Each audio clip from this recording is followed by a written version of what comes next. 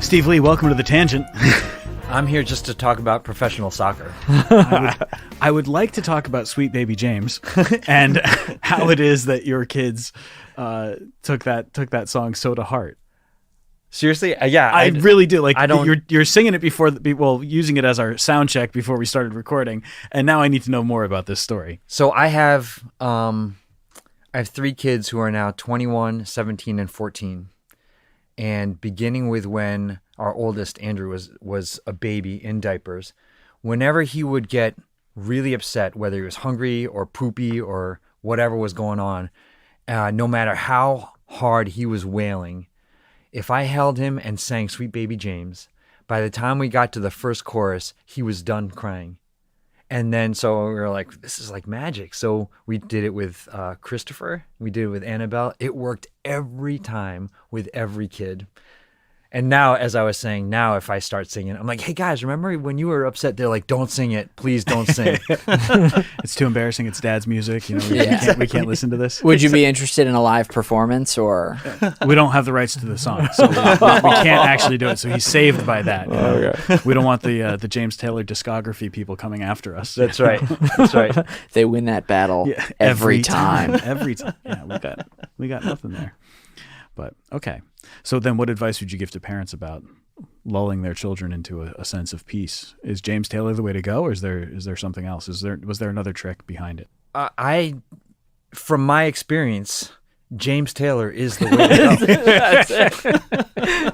That's if you're singing other than James Taylor, you're making a massive mistake. Right. I can't guarantee any results for any other artist. Yeah. Man. I've seen James Taylor live, I think 3 times. Get out of here. Yeah. Wow. Yeah, he's amazing. He's just such a great performer. Yeah. And my favorite James Taylor show was in Rome when I was in seminary. He was coming through on an international tour, and so a whole bunch of us from the seminary got tickets and went to the show, and he killed it. Yeah, he absolutely killed it. But it was amazing listening as Italians would shout out song titles to him. Fire and rain. You know, they got like their Italian accent as they're yelling the songs to him. And so he'd play songs, and he was interacting with the audience, and he had these giant poster board cards on the floor, and he would kick one out of the way, and he was reading off the cards, and he had Italian phrases spelled out phonetically so that he could read them and everything. And so he's interacting with the crowd a little bit in Italian, which was really fun. But then you're looking around, and it's all expat Americans who are living and working in Rome. Right. And they're all there. We left because we had taken the bus to this show, and so we left like after the 4th encore. And we had to walk out. The 4th encore. Yeah, there was like one bus that we could take that would get us near where we needed to go. So we had to go and get that bus. And the last one was leaving at this particular time. So we like ran out to get to the bus stop. From the bus stop, we got there about 2 minutes before the bus did. From the bus stop, we could hear him going into his 5th and then his 6th encore. I mean, he's got like 50 years worth of a catalog. He's amazing. He's amazing. Yeah. And we can't sing any of it on the air. Yeah. Last time I saw him was at the theater at Madison Square Garden. I took my dad there for a Father's Day gift for him. Yeah. Which we're on the radio. Nobody saw the air quotes. So, and he was, I mean, for a guy who is senior and like most of his catalog is like folk music. Right? Yeah. Like he is unbelievable in concert. Yeah. So yeah, he's an incredible musician. So if you're looking at the concerts that you've been to, what's your number one concert? Oh my word. I think him, because he's my favorite artist of all time. Yeah. So but U2 was awesome. Depeche Mode do you know Depeche Mode? I saw them in Boston. They were so good. Oh, yeah. My first concert ever was when I was in high school.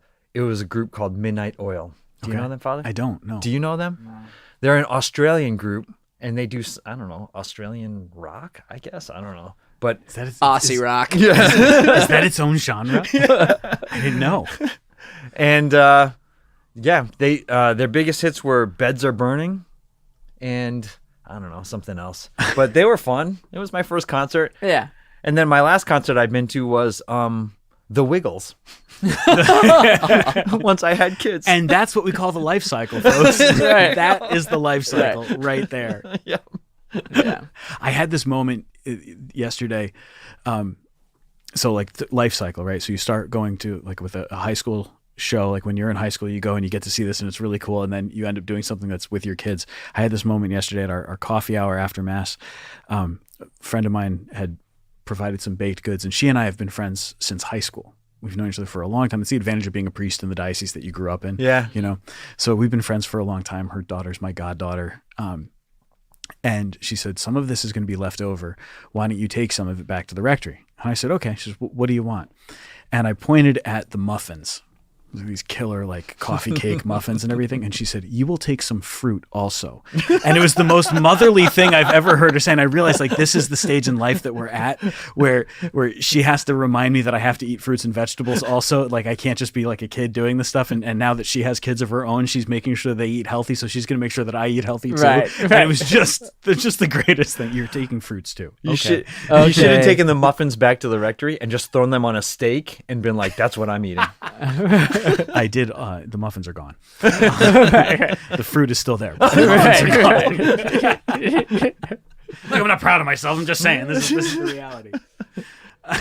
The beginning of this conversation of what do you sing to your kids when they were crying, right? When Michael was born and we were beginning to lull him to sleep because now he was out of the womb and needed to be lulled to sleep, I would sing his name to the Star Wars theme. And that was what The Imperial lulled him March or the Star. Right. Or No, Luke's theme. Yeah. the one that's over the credits. I don't know which one it is, to be honest with you. That one. But I didn't realize it at first. Michael. Yeah, okay, that's good. Like I that. didn't realize it that I had like ripped this melody, and then like 3 weeks in, I was like, I think in the music biz they call it sampling, Matt. You sampled. "Hey, it's fine. I didn't make any money from it. It's fine." Did it calm him down? Yeah, yeah, and it was a little different. I made it my own. Okay, that's Yeah. good. That's good. I like Great it. artist steal. Might not have worked as well if it was the Jaws theme. Michael. Michael. That's good. Yeah. Well, folks, we're sitting here with Steve Lee, founder, proprietor. What are your other titles here at Veritas Catholic Network? CEO. Yeah. I also I changed the paper towels in the bathroom. Okay. No, you don't. Oh darn! I have a guy here who works in the office. Who actually who works in knows the better. office. Yeah. I mean, we're kind of interviewing our boss. I'm not saying that because I do it. I'm saying that because I've had to use the other paper towel dispenser.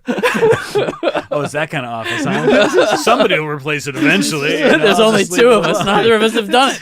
This office needs is a mom who will two like take slouchy control guys, and like yeah. make sure. You will have some fruit too. Yeah, exactly. You will replace that paper towel. This is kind of like interviewing our boss. Yeah. Yeah. I So- am grading you, by the way. Yeah. So what do you think of the tangent? Great show. Needs so I give it needs some improvement. Your attitudes need to be We're a little Better dour. guests. Who should we have? How about me? We actually just finished an interview and just kind of said, "Hey, Steve, come on in. We're going to interview you now." Yeah. And, okay. So Yeah. So as we have far sprung as, this on him with no time for preparation. Or Yeah. anything. It's great. You guys must be really desperate. This is no. I think this is the tangent at its finest. Is when we have no preparation at all. Yeah. We just start talking. Let's figure it out. Yeah, the times during the episodes where we are most ourselves are when our guests go, "Oh, I'm sorry, this is a tangent," and we're like, Yes. yeah, Thank you. good, Please. good, please let us be distracted." Great. Oh, it's so much fun. So on Veritas Catholic Network, we have Let Me Be Frank. Yep. The podcast with Bishop Frank Caggiano, which you are kind of the interviewer. Yes. And then he gets to talk about stuff. What's it like sitting down with the bishop every week to talk through stuff with him? So it's actually awesome. Yeah.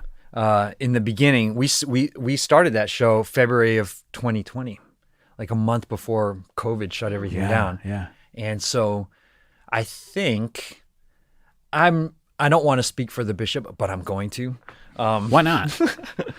I think when we first started, we sat in a room across from each other, and the first 4 or 5 episodes before things shut down, when we got to see each other, I think we were both a little nervous for different reasons, right? I don't think Bishop Caggiano knew exactly what to expect from me, you know? And I was nervous because You were interviewing the bishop. Yes, I didn't know the bishop. I didn't have a relationship with him. I was just like interviewing him. And so that was nerve-wracking for me. But it's been 3.5 years. No, is that math correct? Yeah, 3.5 years. And Nice job. yes, that was, no calculator. And we've gotten to know each other, and I think developed, at least from my perspective, a really good relationship. And I really consider Bishop Caggiano, I'm blessed to consider him a friend, but also he's my bishop, you know? And I get to talk to him every week.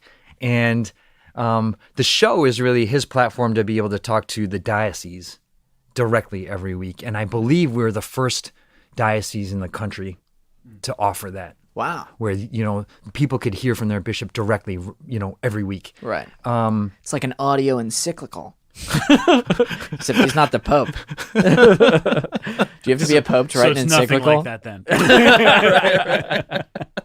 Yeah, that's what I'm trying to say. Well, yeah, and I think it's the adoption of the podcast format as opposed to the radio. I know of a few bishops who have like a radio show, but even then, a lot of times the radio show is kind of a call-in sort of a thing. Yeah, I remember back when Bishop Laurie, when he was bishop here, he had on WICC, he had a radio show once a week, and I think the show lasted maybe a year or two, and he had me on as his guest when John Paul II died, because I was in Rome at the time in seminary. So he had me on as his guest, and somebody called, and it was like somebody who I knew. I don't remember who it was, but somebody called into the show just to say hi to me. Like, hey, how's it going? And like, good.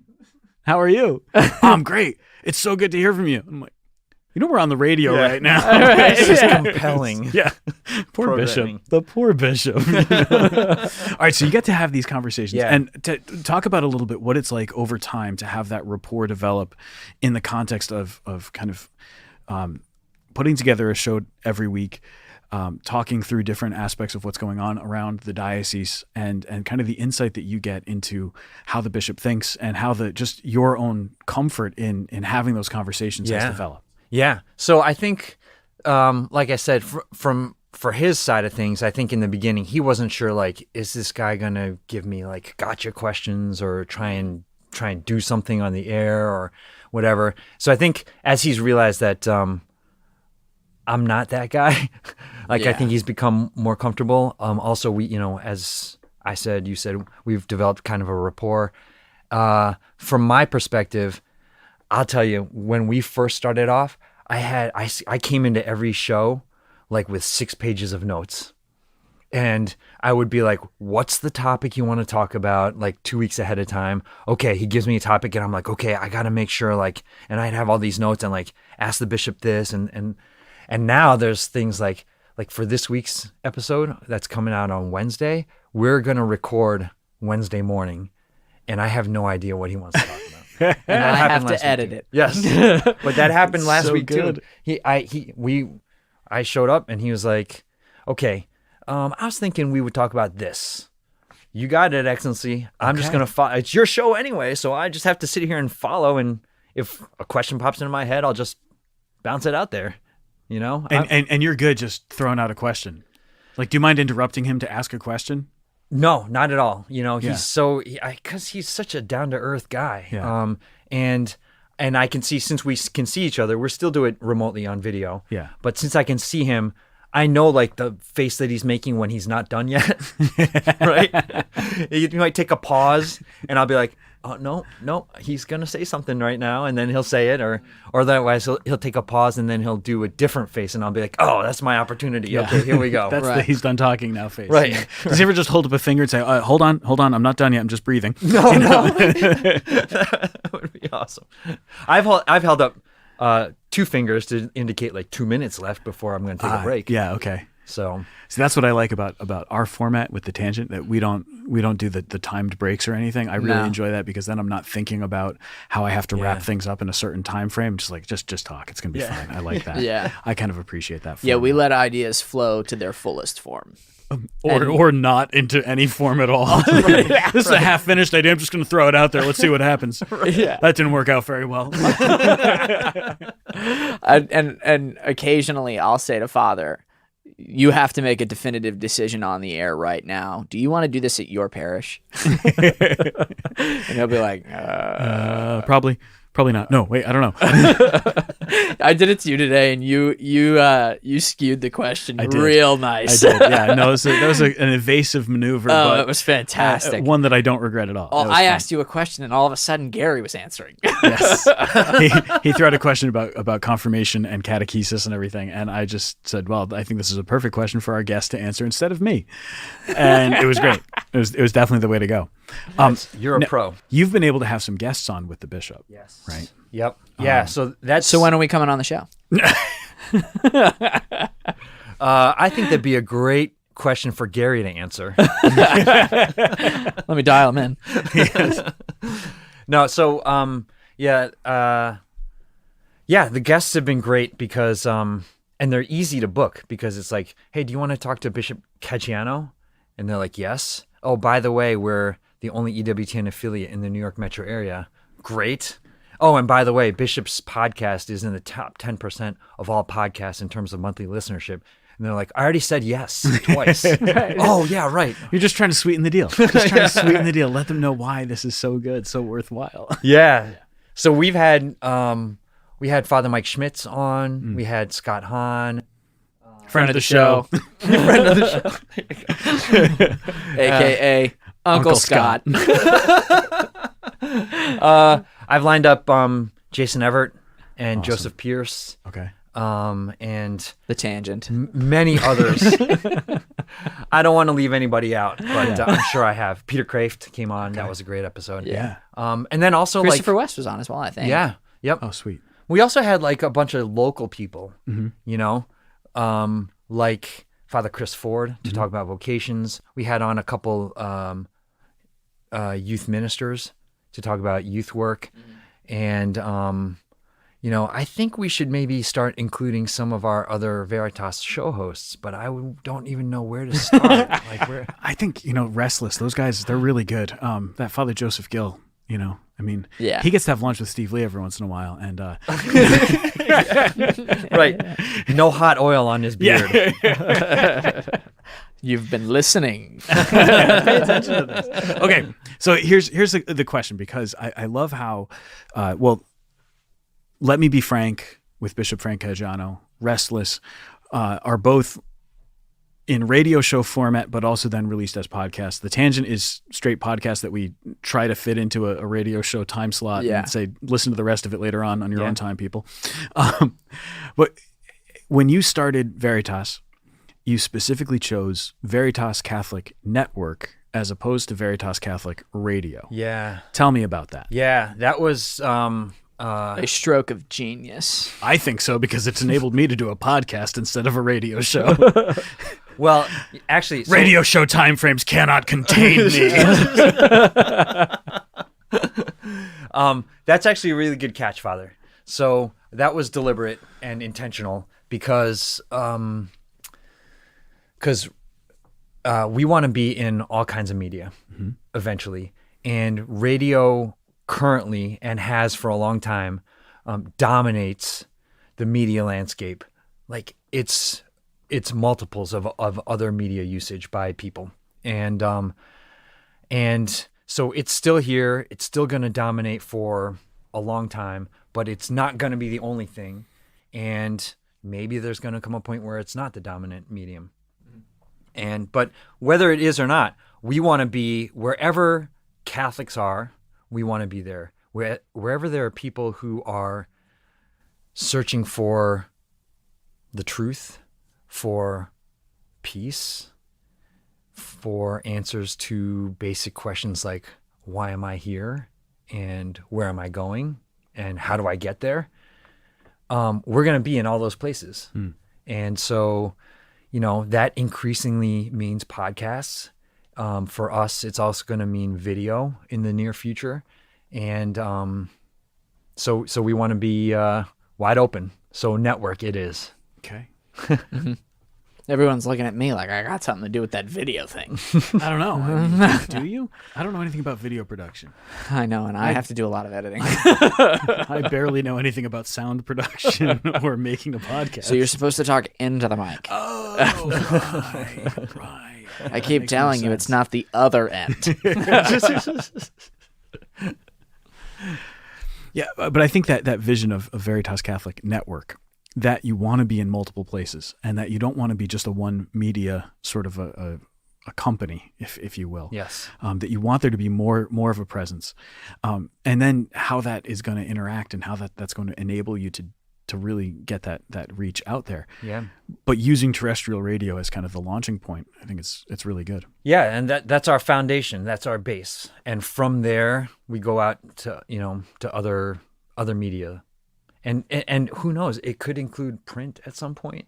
Like, I have no idea, wherever God takes us, that's where we're going. The Veritas Catholic Network Publishing Company. Yeah. Publishing books by Matt Sperrazza and other famous authors. You know what's funny? So I was telling somebody, this was like, I don't know, a long time ago. Everything feels like a long time ago. But I was telling somebody about the life of of a religious sister named Sister Blandina. Who, do you know about her? No. Do you know about her, Matt? No. I won't go into her whole life, but it is You amazing. can. This is the tangent. We don't have time constraints. Oh, but it would be a tangent for me to go off on her life.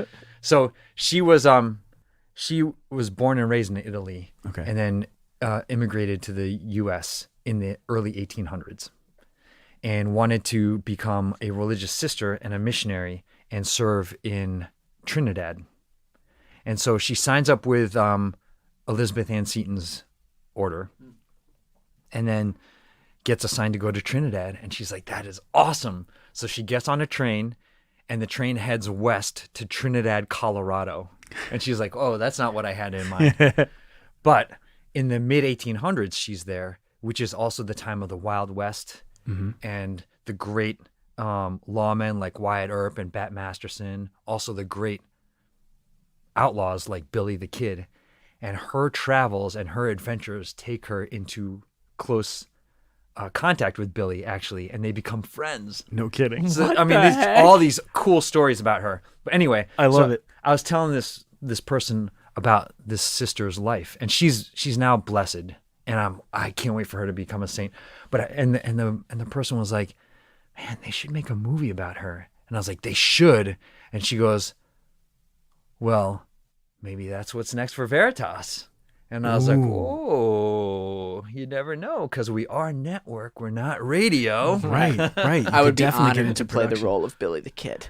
Oh, I'm glad you didn't say Sister Blandina. Yeah. That beard would kind of get in the way of you being Sister Blandina. That's true. Yeah. Could we go out and we'll scout out some location sites out in Colorado? Yes. I'll go as a technical advisor and then I'll go fishing when I'm not technically advising. Yeah, I think it'd be great. That'd be awesome. I just want you to know I'm in. Okay. I support this project. Yes. You've got Folks, the beard for the... If you would like to donate to the Billy the Kid Sister Blandina movie project just announced by Steve Lee that we're definitely going to do. Right. This is what we meant by segueing to video. Yeah. We're skipping YouTube. Right. We're going to the big time. Can you imagine? Oh my goodness. Well, that's an important thing. All right, so let's look at Catholic media. Yeah. And what I have seen happening in my lifetime in Catholic media is really tremendous. So you have EWTN that launches and creates a television station, radio network, and starts doing a lot of important things for the new evangelization and just putting Catholic stuff out there, and they're doing it. I mean, frankly, when you look at Mother Angelica's life, like on a shoestring budget, there's nothing there, and it's all in God's providence. And here it is. This stuff is happening. And then over time, we've watched as more and more Catholic media has just upped the production value of what they do. So the content was always there. The content was always good.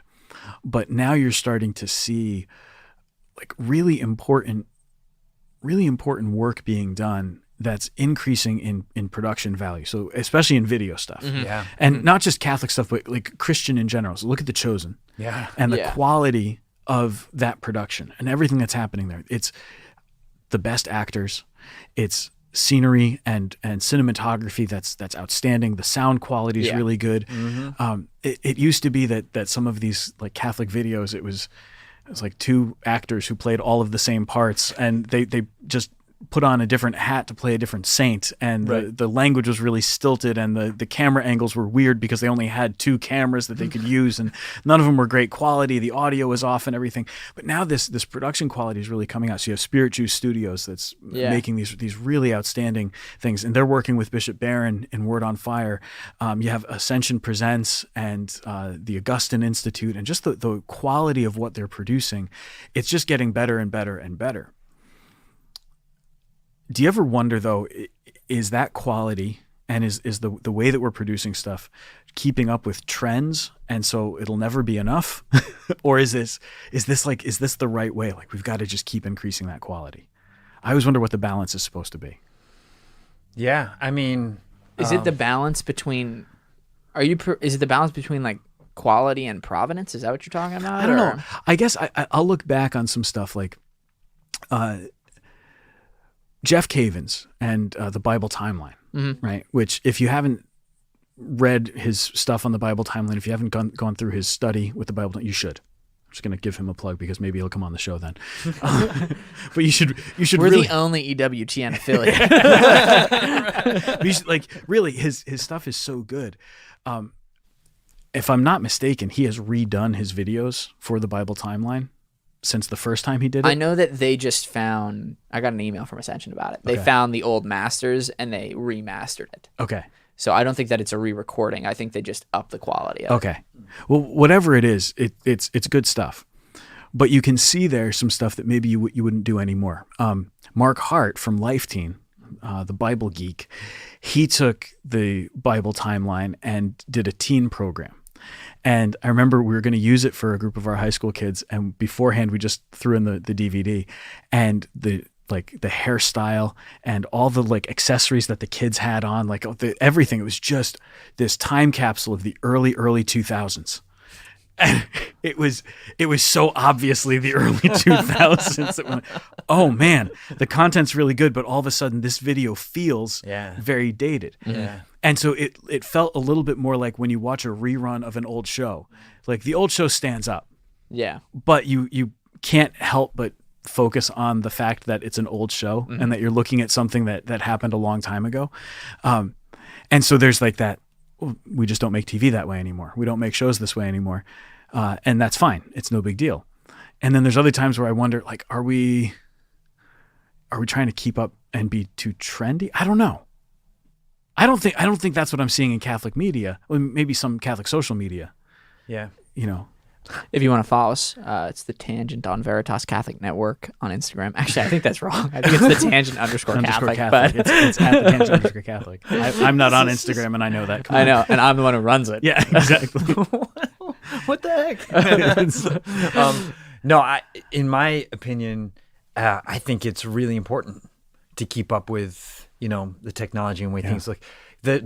I forget what movie it was, but we turned on a movie last summer in our house that came out like in the early 2000s. And I was like, wait till you guys see this movie. And as soon as it starts, like 2 minutes in, my 17-year-old son was like, Dad, these graphics are, I forget what word he used, but it was not a positive word. Yeah. And I was like, really? I mean, like, early 2000s, like, the CGI is pretty awesome. And he's like, nah, it's not like today. Right. You ever see Willow? No. Oh my God. Willow is such a great movie. It's an old Ron Howard movie. Okay. And it's fantastic. But if you watch Willow now, he's got this one where Willow's this wizard. He's trying to become a wizard, so he's trying to turn somebody who's been turned into a I don't know, a bird or something like that. He's trying to turn her back into a human. Classic. Yeah. Classic Ron Howard. Yeah. I said Ryan Howard. And so as he's trying to cast the spells, she's turning into all these different animals. But each one you see, I mean, you can see the outline of the computer animation on the screen where it's like it's changing. It doesn't look real at all. But at that time, that was the coolest graphic you could possibly have had. And I remember watching it as a kid going, this is amazing. And then, of course, now as an adult, you go, this is the lamest thing I've ever seen in my life. Like, you might as well just put the green screen right on the screen itself. And right. It's even like Forrest Gump. When Forrest Gump came out, it was so amazing that they put Forrest in there with like the president and with like, you know, John Lennon and all that stuff. Right. And like today, like that's like kids are doing that, you know, in their You could do that on your laptop. Exactly. Yeah. As a matter of fact, I can do that on my laptop. We can be Right now? interviewing. Yeah. We're currently interviewing Tom Hanks. That's it. That'd be amazing. Yeah, but I think the importance of that quality is really, it's very real. Yeah. We've got to have something that's of good quality to put out there. Yeah, that's all part of the evangelization. Well, yeah, because I mean, honestly, I've thought about it.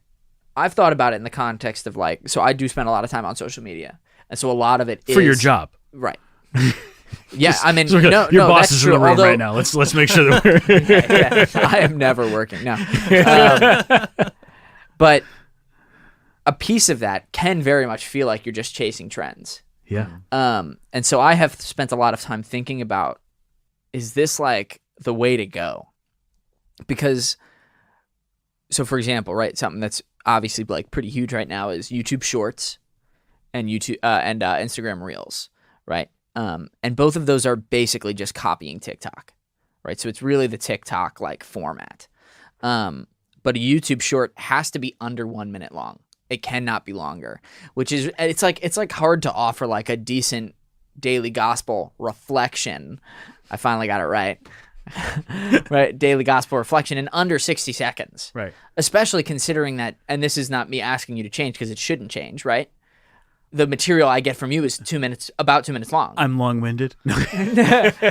Well, but it's not the only place I put it. You know what I mean? Right. So it's like I'm trying to fit something into a short, and I say to myself, well, maybe this is just not what the Lord's asking us to do. If this isn't the content we have, maybe this isn't what the Lord's asking us to do. Right.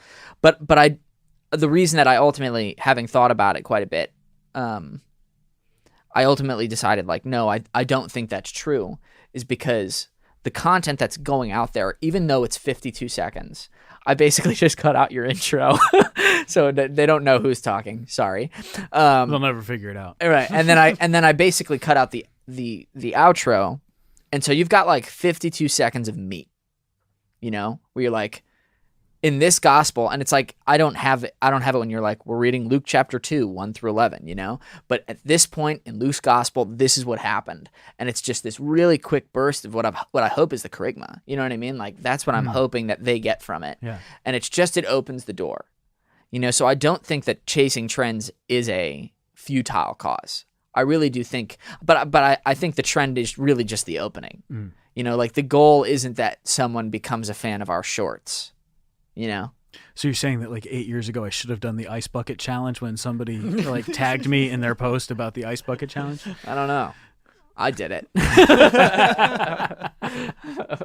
But your original question was about the quality. Yeah. Being on par with other stuff that's out there. And I mean, it has to be because that's attractive.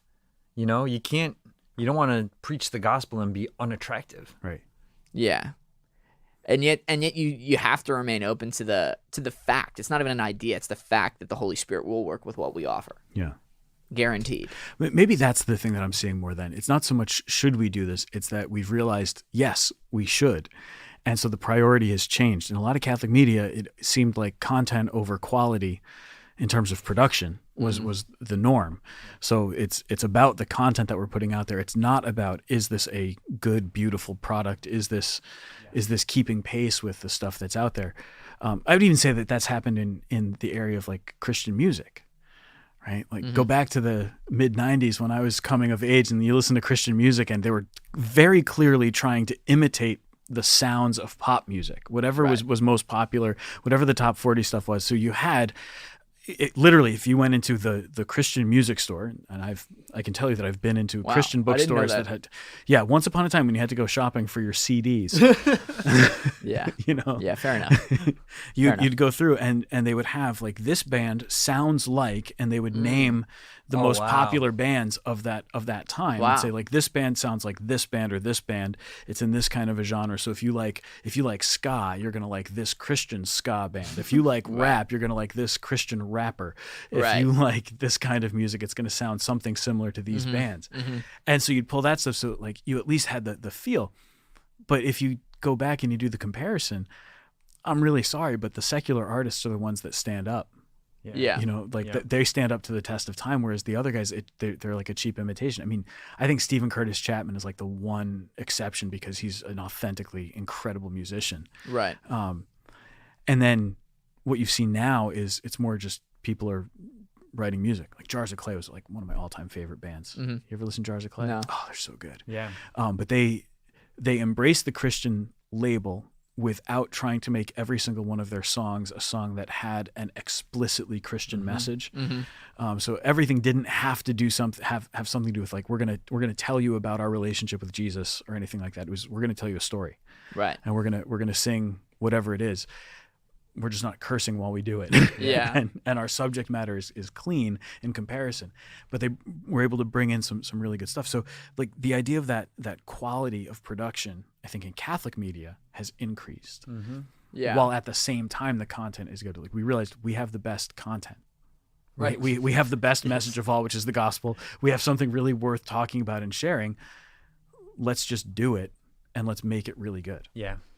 And that's a pretty standard practice in entertainment, right? You're never gonna when I was a musician, right? One of my favorite musicians was John Bellion, right? We were talking about favorite concerts, also favorite concert. Okay. Who is this person?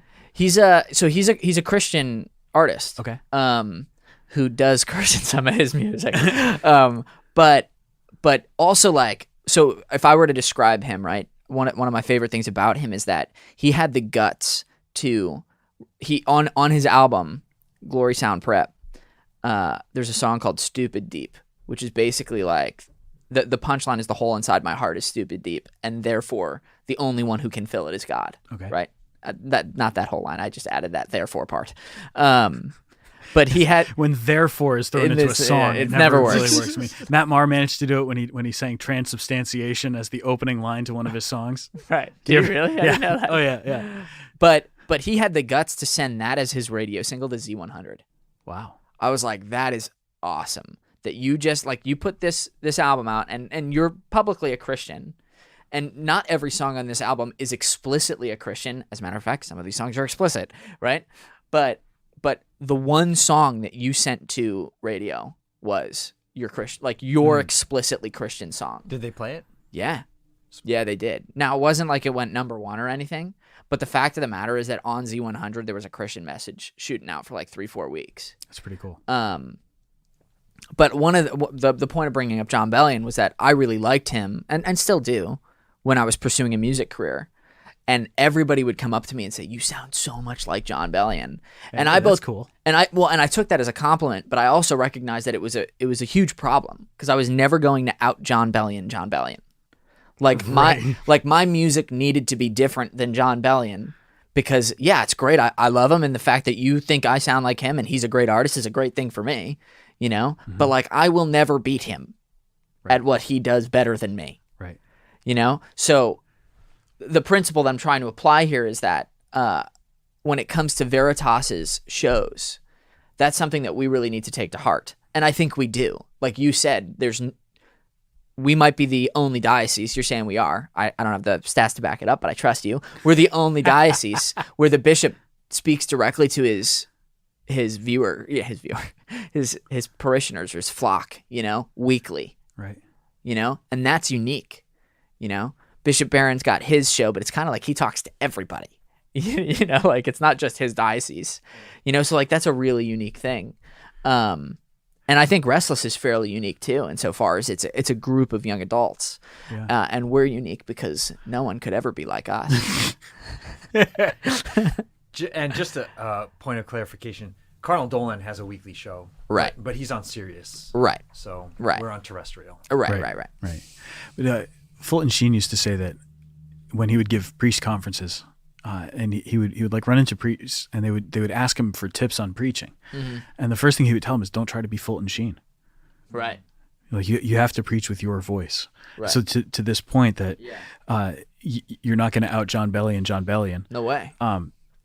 So to anybody coming into that sphere of wanting to share the message of the gospel, it needs to do it with their person attached to it. Not for the sake of calling attention to themselves, but like they have to do it most authentically, and you do it most authentically when you are yourself. You don't do it most authentically when you're trying to be exactly like somebody else. Right. Yeah. Or I think when you're trying to, what's the word I'm looking for? You're trying to present a certain product that isn't authentic. Yeah. We've talked about this where like there's nothing wrong with piety, of course, and it's good to be pious, but it's bad to be falsely pious. You know what I mean? Like to present something in this, I'm going to throw out the word pharisaical way. Look who's got vocab, folks. High five. There it is. Radio high five. Just kidding. This isn't the podcast. We passed 30 minutes. But the idea being like, it would be, I don't know, like I just talked about an artist on a Catholic podcast who is neither Catholic and also doesn't make your stereotypical like Christian music. You know what I mean? But the fact of the matter is that this is an artist that I actually really enjoy and I think has done something very good. You know what I mean? Think of Linda Richman on SNL. Talk amongst yourselves. I don't get the reference. I know SNL. It's a Catholic podcast with a subject that is neither Catholic nor podcast. Discuss. That's all I can think of. It's like, yes, okay. No, I'm sorry. Tangent. But you know what I mean? Like we're presenting it in a more authentic fashion, I think. Like and perhaps that was a growing pain of early 2000s media where it was like just inherently kind of awkward. Yeah, well, like people don't, I don't know. I feel like radio is different now than it was. Of course, early 2000s, I was like 6. Isn't that painful, Steve? No, because I was only 8. Oh, right. Right.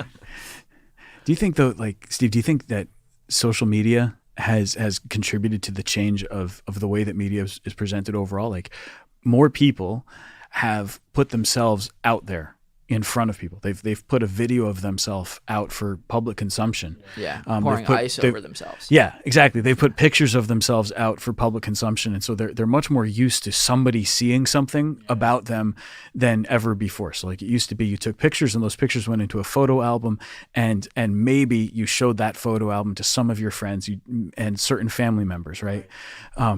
But now people take pictures and they post them everywhere for everyone to see. So like lots of people know what you did, where you went, or the experiences that you had. So maybe there's more of a comfort level in like being in front of a camera or being in front of a microphone and having a voice, because more people feel that they have one, which means that in the overall media atmosphere, there's like a sense of, I have a voice, I actually have something to say, but I'm going to say it the same way that my favorite person does, or my favorite influencer or celebrity does.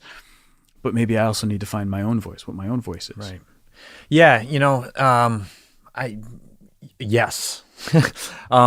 Just like when Rush Limbaugh dominated the airwaves, then you had like 100 different wannabe Rush Limbaughs popping up on the radio, and none of them could do it the way he did, and then you got however many years later, Ben Shapiro comes along, and he's doing it his way, and he is phenomenal, and when I listen to Ben Shapiro, I would be like, he reminds me of Rush Limbaugh, but not by being like Rush Limbaugh, And yeah, I think, right, social media, everybody feels like what they have to say is so important. And yes, it is, right? Everybody has things that they, should be free to say, but not everything that you do and say needs to be broadcasted, And And then We're on a podcast. It's funny. right. He says as he's on a podcast talking right. about whatever comes to his mind. But and then like copying each other. Yeah, like if Bishop and I went on the air and tried to be Father Sam and Matt, it would not work. Right. Not even a little bit. I couldn't agree with you more. I had this moment yesterday. So yesterday we had thunderstorms. It was a Sunday. Thunderstorms rolling through, and it was like right as I was starting my homily, there's thunder all around. And I'm like, all right, what I need is for me to say something really profound and then the thunder to hit really close and really loud right as I finish it. And I said, I don't think I have anything that's all that profound to say today, unfortunately. So there's not going to be one of those moments. And then as I was talking, I was like in the middle of a sentence, and there was this loud clap of thunder, but it was right in the middle of what I was saying. And what I was saying was like the lead up to the next line that would have been the more profound and important thing. So I was like kind of setting up my point, and I hadn't gotten there yet. And there's this loud clap of thunder, and I just stopped and I said, see, that's what I needed. I needed something profound right in that moment, and I didn't have it. It wasn't there. I'm sorry. Like I was interrupting my own homily because of the thunder. It was great. But like there's a sense of we've all figured out certain things in terms of like the how to present ourselves, and social media has actually done that for a lot of us. Yeah. There's like I think people are far more comfortable if a camera's in their face or if there's a microphone there than they ever would have been. If you look at some of these, like look at an old clip of somebody being interviewed, like a man on the street sort of an interview, and they're really nervous about presenting well. No, nobody's worried about that anymore. But do you think that's a good thing, both of you guys? Like just basic comfort in front of the. Not just comfort, but an expectation of like, well, I should be out there and look at everything I'm doing. Right. Well, obviously, I think it's caused a lot of confusion. You know what I mean? Like, there's lots of poorly backed data, out in the, internet. Just that, what a terrible sentence. This might be some of it. What I'm trying from Pharisaical to this. Yeah.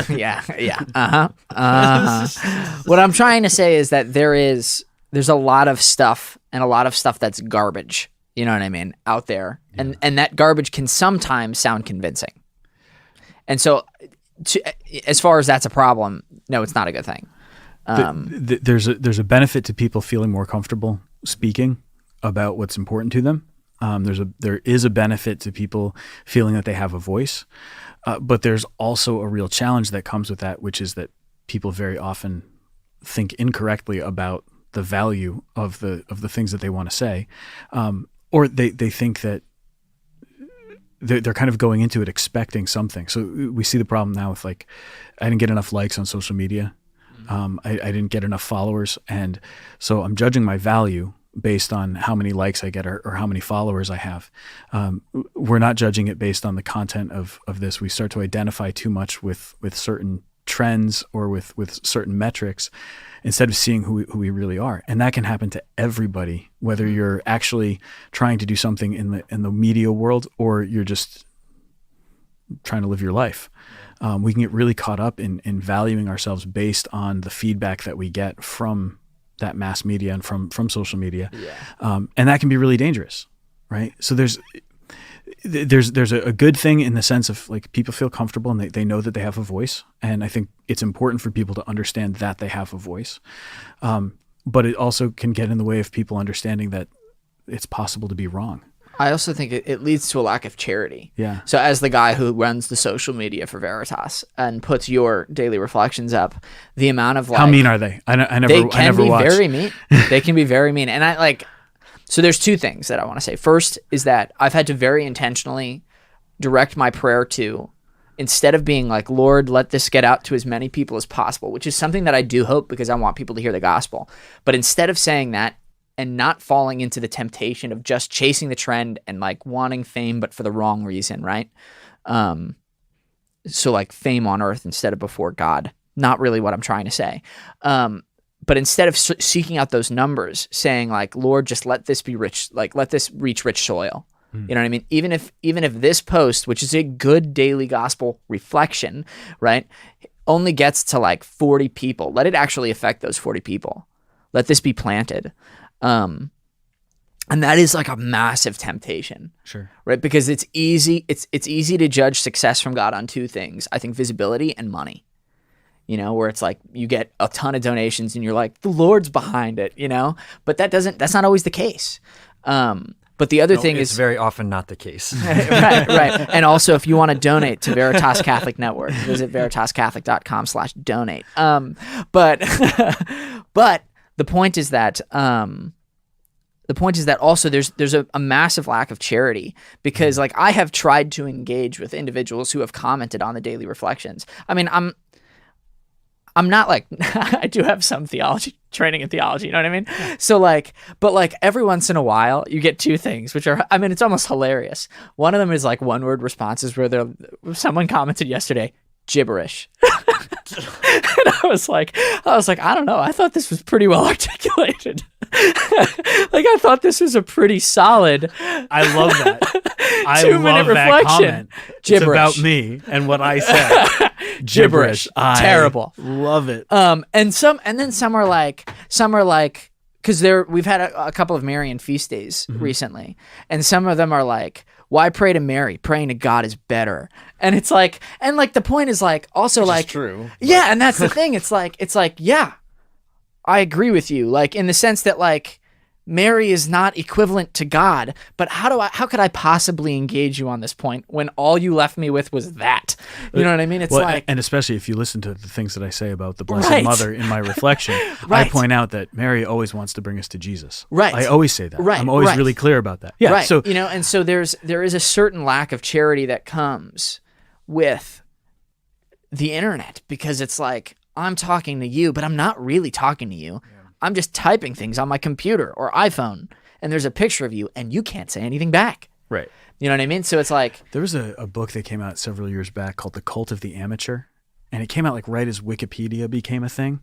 And that's it was hilarious. Yeah, because Yeah. I'm dating myself just a bit here. No, but 'Cause- it's like perfect example. Yeah, well, but it came out and it was, in a certain way, it was attacking Wikipedia. Right. Had to be reactionary. Because it was saying that essentially Wikipedia has at the time, there's no verification. There's no way to know who actually put this together, if they have any kind of expertise. We're now living in a culture where everybody's opinion counts as expertise in the matter. And so if you don't like what somebody said, this person could be a research scientist who has dedicated 20 plus years to doing this research. They are more familiar with the ins and the outs of this particular subject matter than you can ever be, but you don't like the way that they said something. You count, and your voice apparently now has the same weight as this person who's a researcher. You got way more followers on Twitter. Yeah. I mean, X. It happens as you get theologians, right? So somebody who's actually a theologian and makes a comment about something, and somebody doesn't like it for whatever reason, and they contradict us. Well, you don't have the expertise in that, right? Yeah. We've kind of elevated the amateur in a way that's not really healthy.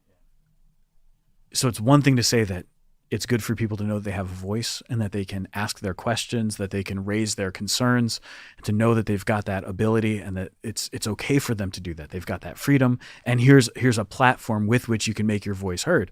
But then it's a totally different thing to say that makes you an expert, and that means that your opinion is as good as anybody else's. Was that the book written by the guy who was like an expert in Russian stuff? Nice. Welcome to That the tangent. deserves a high five. There we go.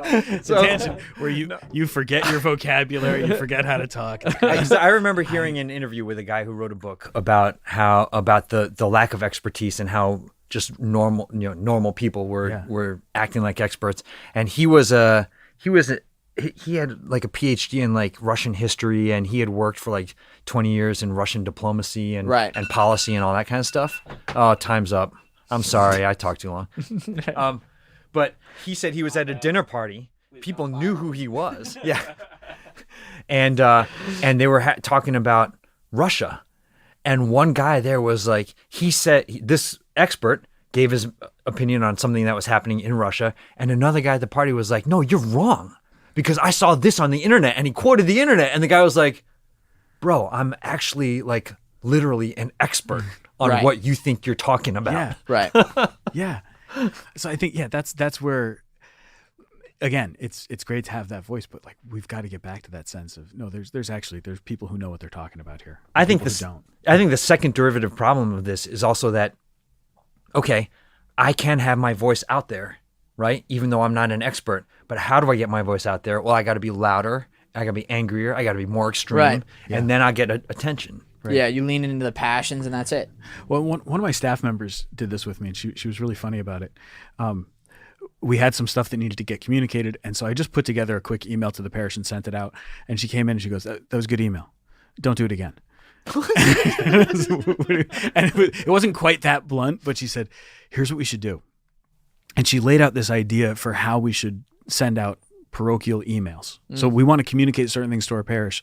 We're going to do it this way. We're going to have a format, and we're going to follow a certain style, because when we follow a certain style, people are more likely to read it. When we do it this way, when we have like this type of a graphic in there, people will follow and they'll check it out. They'll read all the way through. If it's just the text that you sent, they might read it. Then again, they might not.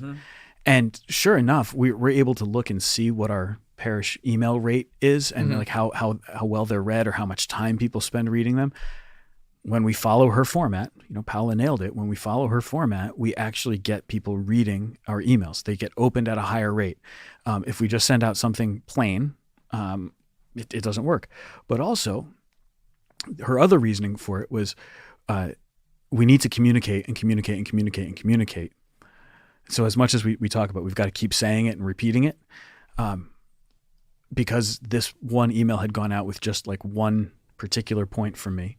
There were other things that needed to go out as well, other things that needed to be communicated that I wasn't thinking about when I sent that email. She goes, now there's going to be 2 emails going out. And that second email is less likely to be read because that first email came out already. Right. And I was like, oh, so I don't think she's an expert in we wouldn't put her She's in got more of an expertise though. She has way more expertise than I do in this. And I don't think like she would ever put herself out there as an expert, but she's been paying attention to what's the good information that's out there. And she's realized this is what the experts are saying. And so she's using it and she's using that appropriately. And it's transforming the way that we communicate things in the parish. So there's like, latch onto that expertise that's real, and not just like trendy, but the stuff that's actually informing how to do things, and it's making a big difference. I think there's an analogy you can make here to the magisterium, but I don't know if you want to go down that rabbit hole. Do you know what I mean? Like insofar as we're sitting here. Like, I want to hear this analogy now, right? Yeah. Well, so what's the... He knows how to tease things. Yeah. Like, no, come on. There's an analogy. Well, let's not talk about it. Okay, that's all the time we have today, folks. Thanks for listening to Tangent. Now he can say it, and if we're like, what the heck was that? He can be like, well, you wanted to hear it. Yeah, that's right. He can also just edit it out because told he's you going to edit this. right. I'm the expert. Well, so like, I think it's a caricature of Sola Scriptura, which is that you like basically read the Bible and determine what it means. I think that's a caricature, not a character.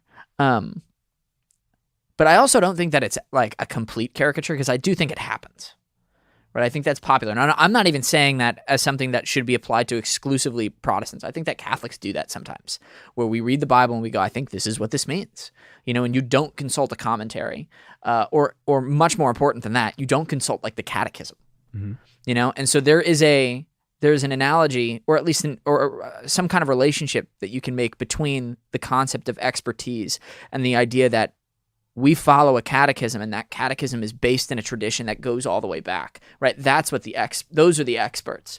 Who are the experts on the Christian faith? The saints. There's a reason that if somebody writes a book and it becomes the definitive work on the subject, we talk about it as the magisterial text that they wrote. Not in the sense of... I actually didn't know that was a phrase used. Yeah, like we'll talk about this author wrote it's the definitive work, or his magisterial book, because it contains the best knowledge. It contains the best information, the most accurate stuff, or the most groundbreaking. This is the guy who's figured it out. This is the author who's most clearly communicated it. This is the Pope of yeah, exactly, of baseball. Yeah, exactly. Ken Burns is the Pope of documentary making. Right? Like, we can say things like that, and like has the right approach, knows how to do a documentary, knows how to do it right. Full stop. Right. It's pretty amazing. All right. Last thing, because we should land this plane and let Steve go because he has work to do. Let's go back to concerts. Yes. All right. Who do you want to see in concert? Who you've never seen before? Yeah.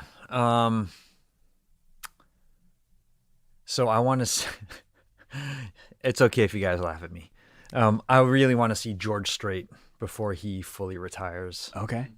He's getting older. Yeah. He's winding down. Did he write a song called "The Thunder Rolls"? That's Garth Brooks. That's Garth Brooks. Yep. Because Garth Brooks gave he did basically my orientation for college. Oh, cool. Because I was a songwriting major. So they invited Garth Brooks in. Wow. Because we lived in Nashville. Yeah. And they probably wrote with Garth Brooks. And he played the Thunder Rolls. And I had never heard the song before. And I was like, oh my gosh, this is songwriting. That is awesome. Did he play the there's a final verse in there that's not on any album, so he does it live. Oh, cool. So are you familiar with the song, Father? No. It's a great song. So the first verse is about a woman who's up at night. She's waiting for her husband to come home, and it's thundering and lightning out, and she's worried. And then because he's a young cowboy who lives on the range. His horse and his cattle are his only companions. Yep. Yeah, pretty much. But then she starts to have these worries that, well, the reason he's out so late is because there's another woman. Mm-hmm.